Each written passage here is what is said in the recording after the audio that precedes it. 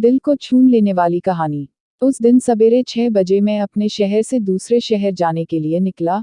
मैं railway station पहुंचा, पर देरी से पहुंचने कारण मेरी ट्रेन निकल चुकी थी। मेरे पास 9.30 की ट्रेन के अलावा कोई चारा नहीं था। मैंने सोचा कहीं नाश्ता कर लिया जाए, बहुत जोर की भूख लगी थी। मैं होटल की ओर जा रहा था।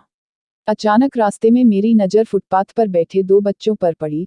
दोनों लगभग 10-12 साल के रहे होंगे। बच्चों की हालत बहुत खराब हो चुकी थी।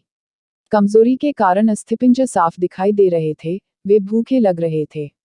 छोटा बच्चा बड़े को खाने के बारे में कह रहा था, बड़ा उसे चुप कराने की कोशिश कर रहा था।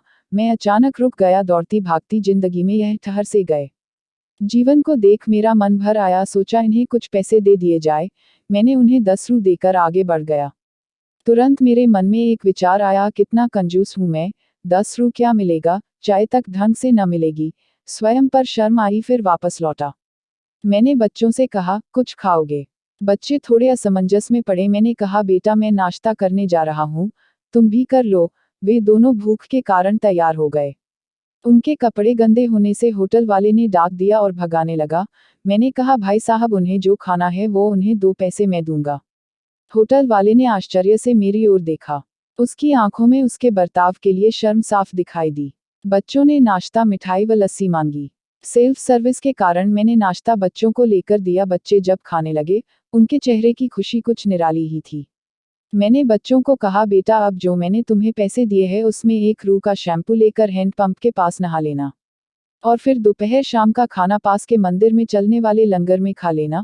और मैं नाश्ते के पैसे देकर फिर अपनी दौड़ती दिनचर्या की ओर बढ़ निकला। वहां आसपास के लोग बड़े सम्मान के साथ देख रहे थे। होटल वाले के शब्द आदर में परिवर्तित हो चुके थे। मैं स्टेशन की ओर निकला। थोड़ा मन भारी लग रहा था। मन थोड़ा उनके बारे में सोचकर दुखी हो रहा था।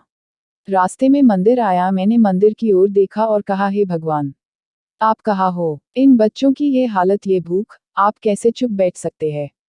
दूसरे ही क्षण मेरे मन में विचार आया, पुत्र अभी तक जो उन्हें नाश्ता दे रहा था वो कौन था? क्या तुम्हें लगता है तुमने वह सब अपनी सोच से किया? मैं स्तब्ध हो गया। मेरे सारे प्रश्न समाप्त हो गए। ऐसा लगा जैसे मैंने ईश्वर से बात की हो। मुझे समझ आ चुका था हम निमित्त मात्र है, उसके कार्यकलाप के वो महान है। भगवान हमें किसी की मदद करने तब ही भेजता है जब वह हमें उस काम के लायक समझता है। किसी मदद को मना करना वैसा ही है जैसे भगवान के काम को मना करना।